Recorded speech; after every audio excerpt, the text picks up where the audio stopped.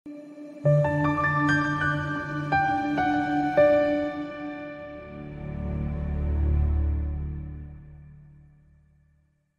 mendengar bahwa Dajjal itu sosok manusia yang sangat sakti, dan juga disampaikan bahwa tidak ada satupun manusia yang luput dari pengaruh Dajjal. Nah, saya tuh bertanya-tanya, jadi sebetulnya apakah Dajjal itu akan datang ke rumah-rumah orang satu demi satu, tapi nggak rasional juga, kan jumlah penduduk bumi 8-10 miliar nih sekarang, apa iya seperti itu? Dan kemudian juga dibilang tidak ada yang bisa luput, tapi waktunya terbatas 40 hari kan sebetulnya. Nah, itu bagaimana penjelasannya? Kotak-kotak pintu ya? Masa kotak-kotak pintu ya, makanya semua gitu. Apa ya begitu, kita ngumpet di bawah tempat tidur apa gimana gitu.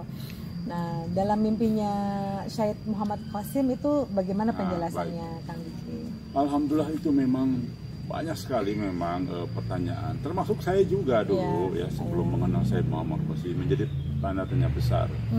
Bagaimana sih Dajjal kok bisa masuk ke pintu kan? Nah, begini Mbak, Allah Subhanahu Wa Taala dan baginda Nabi Muhammad SAW menginformasikan kepada Syed Muhammad Qasim, Dajjal itu bekerja dengan dua cara, sihir dan teknologi. Oh, sihir dan teknologi. Iya, jadi masuk akal. Oh, benar. Dan itu sesuai dengan ahli-ahli eskatologi sekarang. Ulama eskatologi, misalnya saya Imran Hussein, cocok sekali memang sihir dan teknologi. Nah, maka Mbak, sesungguhnya pertanyaannya lebih penting adalah bukan sekedar itu. Apakah Dajjal sekarang sudah mulai mempengaruhi menggunakan teknologi?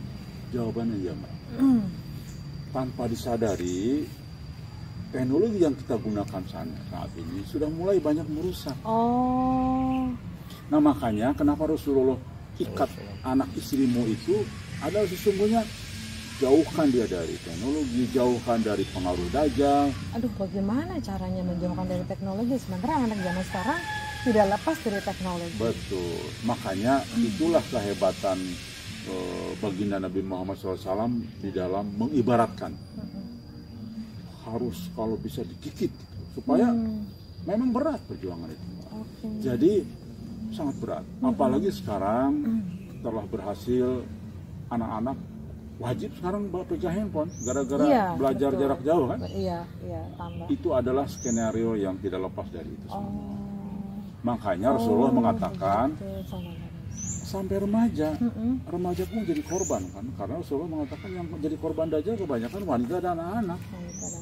Terbukti sekarang anak-anak pegang handphone sudah karena wajib belajar dan jarak wanita jauh. Ibunya sekarang yang mendampingi kan. Akhirnya ibunya yang tadinya nggak ngerti sosial media terpaksa jadi. Nah, itu akhirnya dia lihat YouTube loh, enak juga nonton gitu. Nah, ini kalau mau menyadari sesungguhnya sudah terjadi Mbak. Makanya saya Imran Hussein menyatakan Dajjal sudah ada dan sudah berkarya selama ini. Pasukan Dajjal berarti pasukannya kah itu? Pasukan Dajjal itu sesungguhnya nanti ada dua Mbak ya.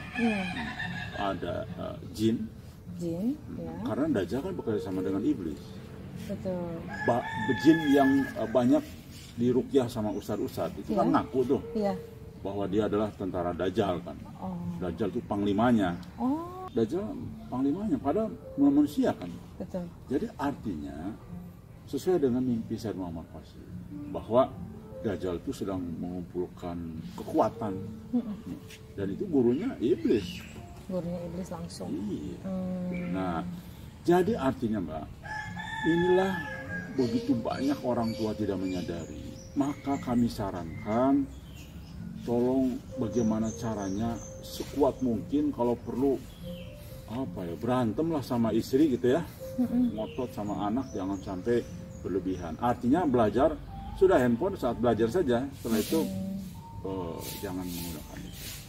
Nah, contoh banyak Mbak. Coba Mbak perhatikan, sekarang anak-anak perilakunya sudah kurang sopan, kurang santun, karena dia nonton film-film yang kekerasan, menonton film-film yang tidak jelas. Itu salah satu contoh pengaruh. Kemudian sekarang karena sosial media, anak-anak lebih mengidolakan penyanyi-penyanyi yang gak keruan, artis-artis. Bahkan, mohon Mbak perhatikan, artis-artis yang namanya artis yang menyesatkan, baik mengumbar tubuh dan sebagainya. Lihat YouTube-nya, viewersnya banyak, Mbak. Iya, viewernya lebih banyak daripada yang benar. Nah, jadi ini luar biasa. Nah, maksud saya, artinya Mas sudah memahami bahwa pertanyaan tadi, bagaimana Dajjal cara bekerja? Ya itu tadi, menggunakan teknologi tadi.